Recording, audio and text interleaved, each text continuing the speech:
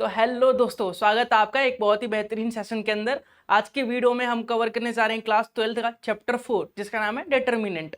तो डिटर्मिनेंट को सॉल्व करेंगे। इससे पहले वीडियो में हमने मैट्रिक्स को कवर किया, तो मैट्रिक्स की वीडियो जिसने भी नहीं देखी वो मैट्रिक्स की वीडियो देख ले, क्योंकि मैट्रिक्स अगर समझ में आ गया तो डिटर्मिनेंट भी 100% समझ में आ जाएगा बहुत ही ईजी वे में।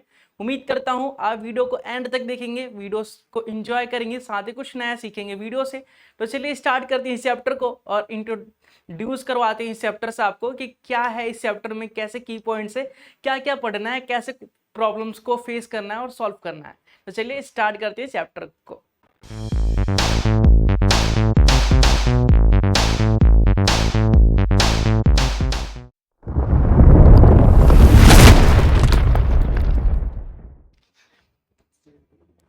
देखिए आपके सामने पहले चैप्टर का नाम क्या है, डिटर्मिनेंट। तो आपको पता होना चाहिए डिटर्मिनेंट होता क्या है। तो डिटर्मिनेंट बेसिकली कुछ नहीं होता। जो मैट्रिक्स पढ़ा है आपने, मैट्रिक्स में आपने स्क्वायर मैट्रिक्स पढ़ा होगा, तो स्क्वायर मैट्रिक्स को ही हम डिटर्मिनेंट बोलते हैं।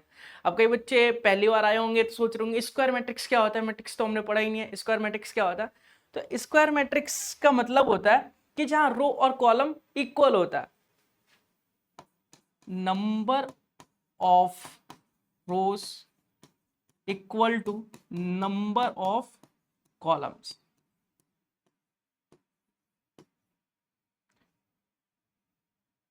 नंबर ऑफ कॉलम्स, ठीक है। नंबर ऑफ रो जो होता है वो नंबर ऑफ कॉलम के इक्वल होता है, उसे हम स्क्वायर मैट्रिक्स कहते हैं। देखिए जैसे मान लीजिए हमारे पास है 2/1 का मैट्रिक्स होता है, जिसमें नंबर ऑफ रो 1 और नंबर ऑफ कॉलम 1 होता है।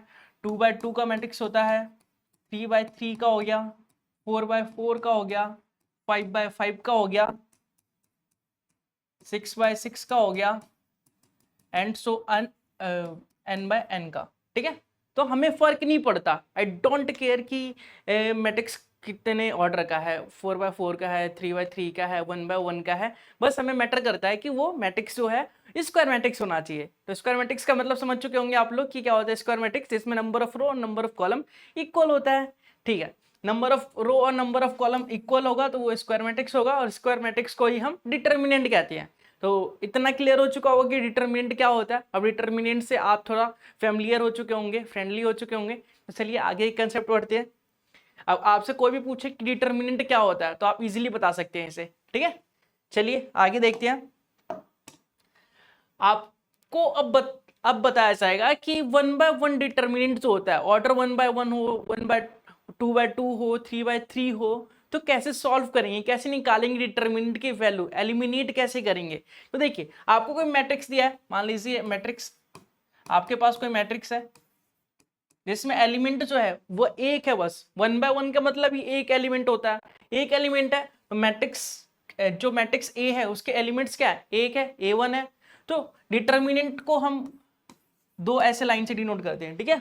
अगर हमें ए का डिटरमिनेंट निकालना है तो ए को दो इस प्रकार लाइन से डिनोट करेंगे, ठीक है। तो इस प्रकार के लाइन का मतलब होता है डिटरमिनेंट, डिटरमिनेंट ऑफ ए, ठीक है। डिटरमिनेंट को हम दो ऐसे पैरेलल लाइन से डिनोट करते हैं, ठीक है। तो डिटरमिनेंट ऑफ ए कैसे निकालेंगे, बेसिकली जो हमारा 1/1 मैट्रिक्स होता है वो डिटरमिनेंट ऑफ ए जो होता है इक्वल होता है मैट्रिक्स के, ठीक है। एलिमेंट्स एक ही है तो जो एलिमेंट्स होगा वही हमारे डिटरमिनेंट की वैल्यू होगी। अभी अच्छे से क्लियर नहीं होगा, समझ में नहीं आ रहा होगा कि क्या हुआ क्या हुआ क्या बोल रहे हो। तो चलिए एग्जांपल के माध्यम से समझते हैं। मान लीजिए आपके पास एक मैट्रिक्स है ए, इसका एलिमेंट एक है, ठीक है। इसमें एक एलिमेंट है एक, तो ये 1/1 मैट्रिक्स है, ठीक है। एक रो है और एक कॉलम है।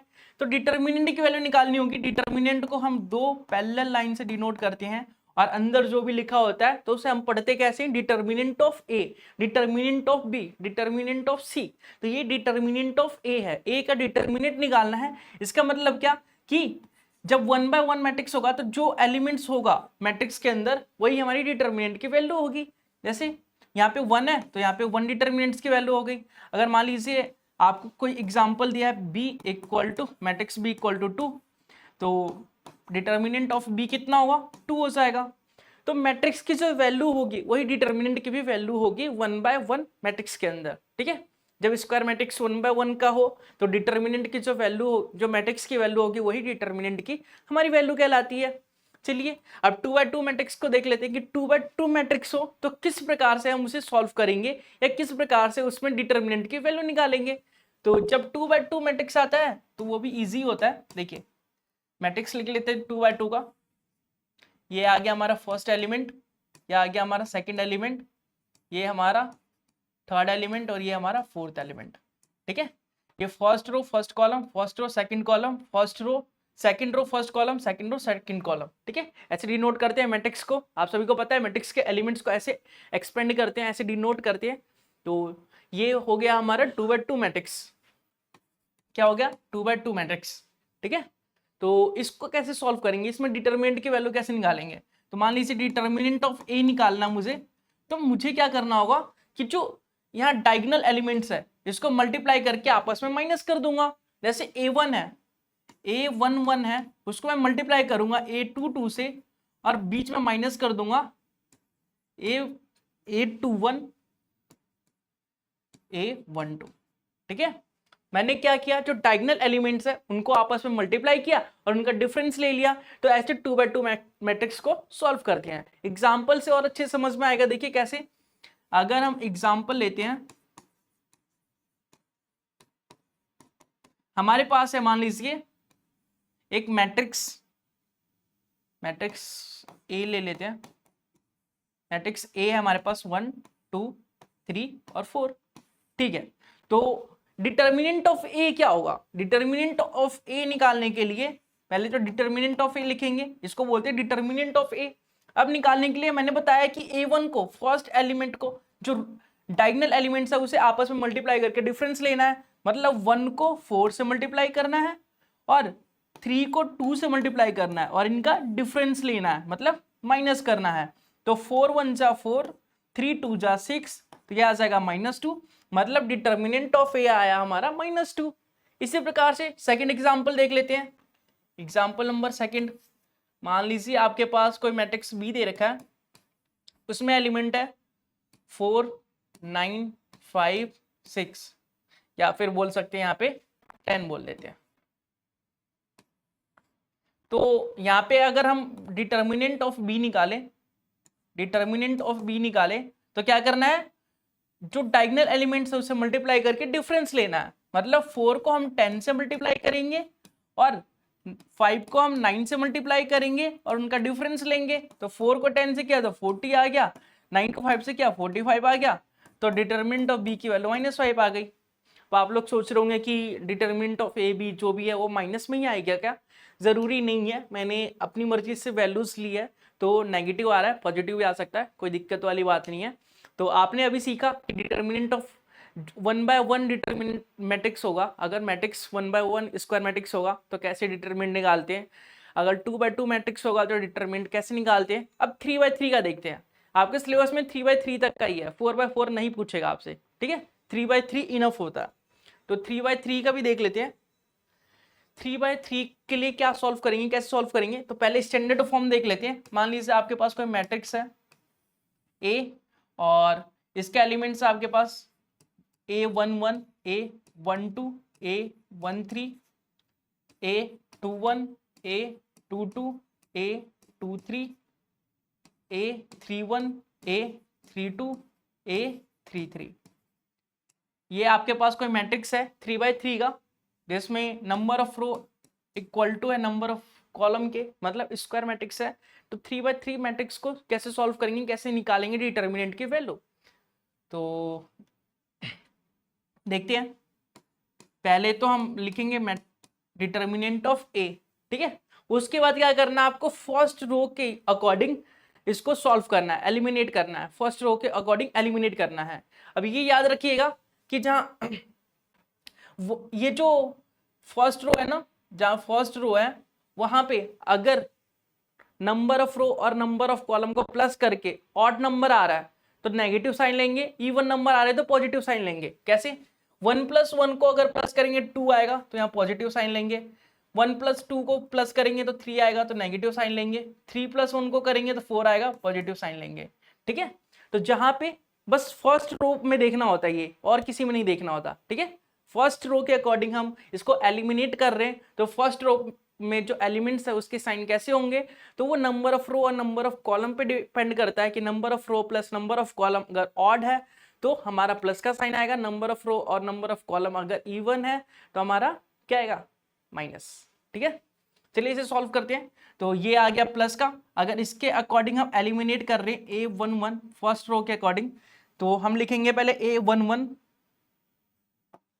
फिर देखिए इसको भूल जाइए, इस वाले रो को भूल जाइए, ठीक है। इस वाले रो और इस वाले कॉलम को भूल जाइए, जहां A11 आ रहा है वहां पे उस रो को और उस कॉलम को भूल जाइए। बचा क्या, अब ये बचा, अब 2/2 मैट्रिक्स बन गया ये, अब ये बचा ना ये मैट्रिक्स, तो ये 2/2 का बन गया। अब 2/2 में क्या करते हैं, डायगोनल एलिमेंट्स को मल्टीप्लाई करते हैं आपस में और फिर क्या करते हैं, डिफरेंस लेते हैं, तो डायगोनल एलिमेंट्स को मल्टीप्लाई कर देते हैं, मतलब A22 A33 मल्टीप्लाई करेंगे माइनस करेंगे A32 A23, ठीक है। अब क्या करना है, अब देखिए अब नेगेटिव साइन है तो यहाँ नेगेटिव साइन लिखेंगे, फिर A12 तो A12 लिख देंगे, क्योंकि हम फर्स्ट रो के अकॉर्डिंग एलिमिनेट कर रहे हैं तो फर्स्ट रो को देखेंगे, ठीक है। अब देखिए एक सेकेंड,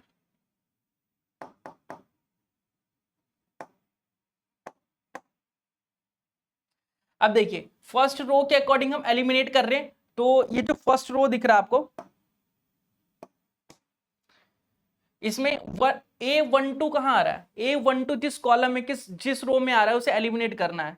A12 इस रो में आ रहा है तो इसे एलिमिनेट करना है, इस कॉलम में आ रहा है तो इसे एलिमिनेट करना है, मतलब इसे भूल जाना है। बचा क्या हमारे पास, A21, ये बचा A21 A23 A31 और A33, ठीक है। तो इसमें हम करेंगे, लिखेंगे यहाँ पे देखिए 4 एलिमेंट्स बच रहे हैं हमारे पास, और 4 एलिमेंट्स होते हैं मतलब 2/2 मैट्रिक्स है, और 2/2 मैट्रिक्स को सॉल्व करने के लिए डायगोनल एलिमेंट्स को मल्टीप्लाई करके नेगेटिव साइन लगाते हैं या फिर डिफरेंस लेते हैं। तो यहाँ पे करेंगे A21 multiply A33 minus A31 into A23, okay. फिर यहाँ पे प्लस साइन है तो यहाँ लिख देंगे प्लस A13, इसी प्रकार से जहां 1 3 आ रहा है जिस रो और जिस कॉलम में उसे एलिमिनेट कर देंगे, हमारे पास बचेगा ये A21 A22 A31 A32। तो इसमें डायगोनल एलिमेंट्स को मल्टीप्लाई करेंगे तो A21 multiply A32 minus A31 और A22, ठीक है। तो इस प्रकार से हम किसी भी 3/3 मैट्रिक्स को 3/3 स्क्वायर मैट्रिक्स को सॉल्व करते हैं, डिटरमिनेंट निकालते हैं, डिटरमिनेंट की वैल्यू निकालते हैं। काफी लेंथी है, समझ नहीं आया होगा तो चलिए एग्जाम्पल के माध्यम से और इसे इजी बनाते हैं। एग्जाम्पल लेते हैं, एग्जाम्पल, ओके। मान लीजिए 3/3 मैट्रिक्स हमारे पास 1 2 3 4 5 6 7 8 9, ओके। यह है 3/3 मैट्रिक्स, इसका हमें डिटरमिनेंट निकालना है। ये ए मैट्रिक्स है, ए का डिटरमिनेंट निकालना है, तो ए का डिटरमिनेंट निकालना है तो मैंने बताया था कि फर्स्ट रो के अकॉर्डिंग हम एलिमिनेट करेंगे, तो फर्स्ट रो के अकॉर्डिंग एलिमिनेट करेंगे तो ये पॉजिटिव होता है हमारा, ये नेगेटिव होता है और ये पॉजिटिव होता है, ठीक है। उम्मीद है समझ में आया होगा, ये पॉजिटिव ये नेगेटिव ये पॉजिटिव। तो पॉजिटिव वाला क्या है, पॉजिटिव वाला 1 है तो 1 लेंगे। अब 1 जिस जिस जिस रो में और जिस कॉलम में उसे हम छुपा लेंगे। मान लीजिए 1 किस में, इस वाले रो में, तो इसको छुपा लिया हमने, और इस कॉलम में तो इसको छुपा लिया। बचा क्या, ये 5 6 8 9 दिख रहा है आपको, तो 5 6 8 9 जो है 2/2 मैट्रिक्स हो गया। तो इसके डायगोनल एलिमेंट्स को मल्टीप्लाई करेंगे, तो इसके डायगोनल एलिमेंट्स को अगर मल्टीप्लाई करेंगे मतलब 5 × 9 करना पड़ेगा माइनस 8 × 6 करना पड़ेगा। आगे देखते हैं, माइनस का 2 है तो माइनस का 2 लिखेंगे। फिर देखिए माइनस का 2 जिसमें आ रहा है उसे एलिमिनेट करना है, उसे हटा देना है। तो माइनस का जो ये 2 है वो इस वाले रो में आ रहा है तो इसे हटा दिया हमने, इस वाले कॉलम में आ रहा है तो इसे हटा दिया। मतलब हमारे पास बचा 4 6 7 और 9, 4 6 7 और 9, तो 2/2 मैट्रिक्स बन गया। अब डायगोनल एलिमेंट्स को मल्टीप्लाई करके डिफरेंस लेंगे, डायगोनल एलिमेंट्स को मल्टीप्लाई करेंगे मतलब 4 इंटू 9 करना पड़ेगा, और यहाँ पे 7 इंटू 6 करना पड़ेगा, और इनका लेना है हमें डिफरेंस। इसी प्रकार से देखिए हमारा 3 है प्लस का, तो यहाँ पे लिखेंगे प्लस का 3, और यहाँ पे देखिए फर्स्ट रो में आ रहा है 3, तो फर्स्ट रो को एलिमिनेट कर देंगे, छुपा लेंगे, और यहाँ पे आ रहा है थर्ड कॉलम में, तो थर्ड कॉलम को कर देंगे, तो 4 5 7 8 बचेगा। ठीक है, वो 2x2 मैट्रिक्स है, तो उसे सॉल्व करने के लिए क्या करते हैं, डायगोनल एलिमेंट्स को मल्टीप्लाई करो और डिफरेंस लो उसका। तो डायगोनल एलिमेंट्स को मल्टीप्लाई करेंगे मतलब 4 इंटू 8 करना पड़ेगा, और डिफरेंस 7 इंटू 5 करना पड़ेगा। ओके, तो यहाँ पे है 9 इंटू 5, 9 इंटू 5 को क्या करेंगे, देखिए अब इसे हम सॉल्व कर लेते हैं पहले। 9 इंटू 5 45 होता है, और 8 इंटू 6 क्या होता है, 8 इंटू 6 कितना होता है 48। इसी प्रकार से देखिए 9 इंटू 4 क्या होता है 36, और 7 इंटू 6 42। इसी प्रकार से ये आ जाएगा 8 इंटू 4 32, और 7 इंटू 5 35। तो यहाँ पे सॉल्व करेंगे हम, तो 45 में से 48 माइनस करेंगे तो माइनस का 3 आएगा, माइनस का 3 इंटू 1, माइनस का 3 इंटू 1 माइनस का 3 होगा, लेकिन कोई नहीं, अगले स्टेप में कर लेंगे। अब देखिए 36 में से 42 माइनस करेंगे कितना आएगा, 6 आ जाएगा, और 6 यहाँ लिख देंगे 6, और माइनस का 6 आएगा। ठीक है, यहाँ 3 है, और 32 में से 35 को माइनस करेंगे तो माइनस का 3 आएगा, तो माइनस का 3। अब इसे सॉल्व करते हैं, तो यह आ जाएगा माइनस का 3 इंटू 1 माइनस 3, यह आ जाएगा माइनस का 6 प्लस और माइनस का 2, तो माइनस का माइनस माइनस प्लस, और 6 2 12, और ये minus plus minus minus 3 into 3 9। तो देखिए माइनस का 9 है और माइनस का 3, माइनस का 9 और माइनस 3 कितना होता है माइनस 12 होता है, तो प्लस 12 माइनस 12 तो इक्वल टू 0। तो कह सकते हैं हम कि जो ए डिटर्मिनेंट है उसकी वैल्यू क्या है 0 है, ए डिटर्मिनेंट की वैल्यू क्या है 0 है। तो इसी प्रकार से हम किसी भी 3x3 मैट्रिक्स के डिटर्मिनेंट को निकालते हैं। सबसे ज्यादा मेहनत जो है आप लोगों को 3x3 मैट्रिक्स में करनी है, तो 3x3 मैट्रिक्स को ध्यान से देखेंगे और प्रैक्टिस करेंगे, ताकि इससे रिलेटेड जो भी क्वेश्चन है उसमें प्रॉब्लम ना हो। 1-2 बार करेंगे क्वेश्चंस को तो जल्दी आ जाएगा और समझ पाएंगे आप लोग।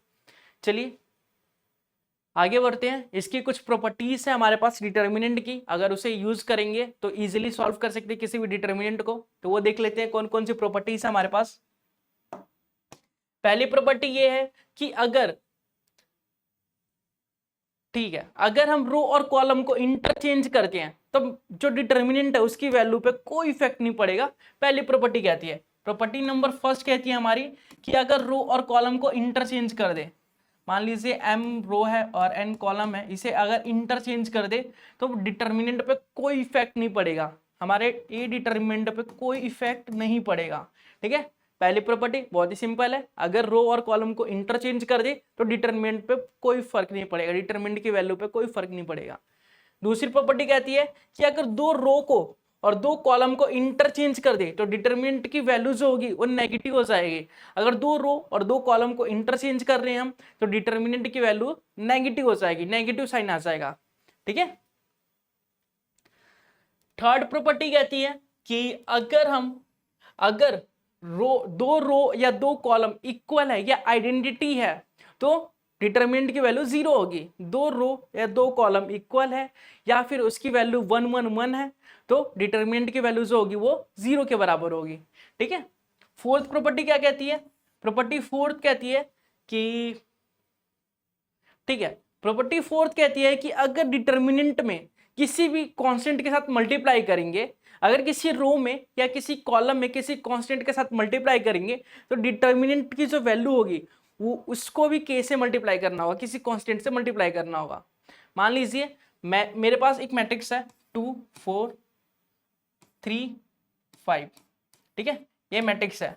इसके एलिमेंट्स में मैंने फर्स्ट वाले रो में 2 से मल्टीप्लाई कर दिया, मतलब फर्स्ट वाले रो को मैंने 2 से मल्टीप्लाई किया तो 2 2 जा 4 4 2 जा 8 हो गया और 3 और 5 ये रहा। तो डिटरमिनेंट की जो भी वैल्यू थी हमारी, इसमें जो डिटरमिनेंट की वैल्यू थी उसको भी मुझे 2 से मल्टीप्लाई करना होगा। ठीक है, मतलब किसी भी रो या किसी भी कॉलम में अगर मैं किसी कांस्टेंट के साथ मल्टीप्लाई करता हूं तो डिटर्मिनेंट की वैल्यू को भी कांस्टेंट के साथ मल्टीप्लाई करना होगा। ठीक है, ये 4 प्रॉपर्टी है, काफी इंपॉर्टेंट है डिटर्मिनेंट को सॉल्व करने के लिए।